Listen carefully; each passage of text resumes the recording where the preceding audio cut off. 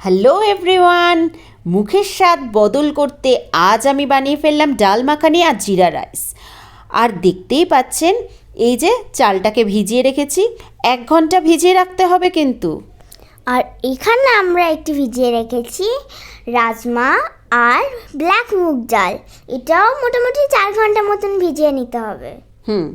চলো মোমো, তাহলে ভেজানো হয়ে গেছে, এবার আমরা রান্নাটা শুরু করে ফেলি। প্রেশার কুকারটা নিয়ে আয় তো। এক্ষুনি নিয়ে আসছি। এই দেখুন প্রেশার কুকার এসে গেল।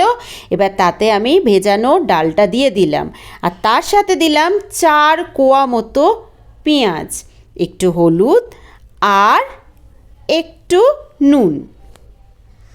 আর এবার আমরা কি করব, মনে হয় তেল দেব। হ্যাঁ, একটু ওপর থেকে তেল ছড়িয়ে দিলাম, না হলে ডালটা ভীষণভাবে বেরিয়ে না ঘেঁটে যায়, মানে নষ্ট হয়ে যায় প্রেশার কুকারটা। এবার প্রেশার কুকারটা আটকে দেব আর দিয়ে নেব 4-5টা সিটি। ইয়া, হয়ে গেল। এবার দেখুন কি কি রেডি আছে। রসুন, টমেটো আর একটু আদা। মোমো, রসুন আর আদাটা থেতো করে ফেল। হ্যাঁ করছি। আর আমি টমেটোটার পেস্ট বানিয়ে নিলাম।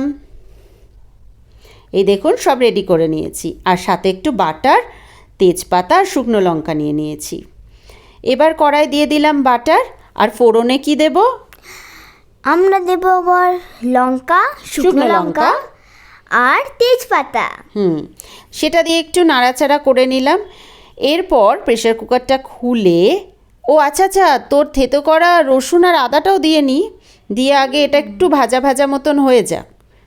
তারপর আমরা মাম্মার থেতো করা পেস্টটা, হ্যাঁ টমেটো পেস্টটা দিতে হবে। এবারে দিয়ে নিই, দাঁড়া, টমেটো পেস্টটা দিয়ে একটু নাড়াচাড়া করি। আরও কিছু মশলা দিতে হবে, দাঁড়া, একটু হলুদ দিয়ে নিই। জিরে গুঁড়োর কৌটোটা দে। দিলাম। এই হ্যাঁ, একটু জিরে গুঁড়ো দেবো এতে। দাঁড়ান, জিরে গুঁড়ো দিয়ে নিয়েছি। এবার একটু ভালো করে নুন দিয়ে কষিয়ে এটা নিই। নুন কিন্তু ডালেও দিয়ে রেখেছি সেদ্ধর সময়, মনে আছে? এখানে সেই বুঝে দেবেন। এবার আমরা প্রেসার কুকারের ঢাকনিটা খুলে একটু সেদ্ধ করলেই তো হবে না, তাই আমরা একটু হাতার পেছন দিয়ে স্ম্যাশ করে নেব ওটাকে।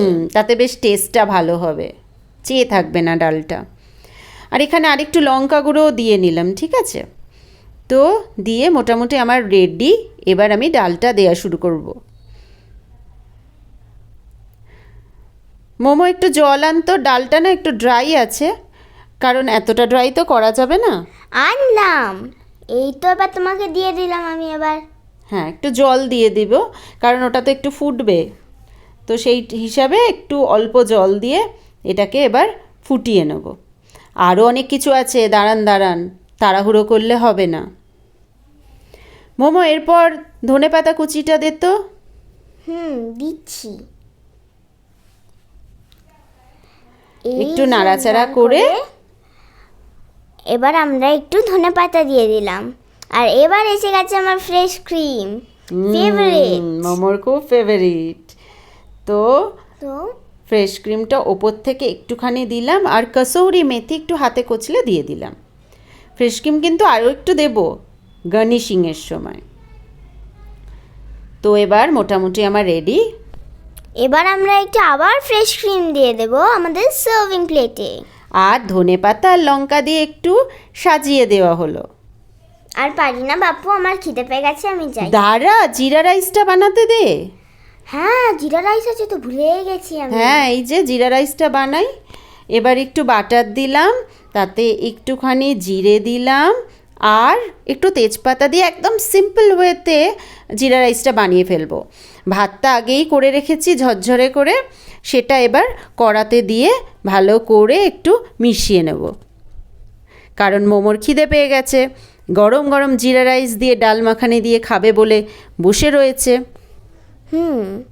তা তো ঠিক, আমার তো খুবই খিদে এবার পেয়ে দেখ, গেছে। ভাতটা দিয়ে দিয়েছি, একটু নাড়াচাড়া করে নিই।